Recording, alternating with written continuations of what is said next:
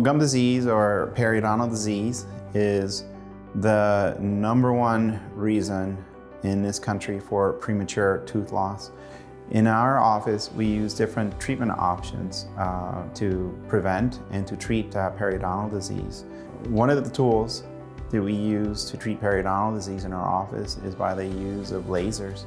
We, in particular, use the BioLase laser, and it is a non-invasive, non-surgical approach to treat cases that otherwise would probably need to have a surgery. We see the results that are similar to somebody who would have had surgery with less pain, faster healing, and ultimately it's better patient outcomes. We're able to use the latest technology and we're up to date with the latest techniques to prevent and to treat your disease.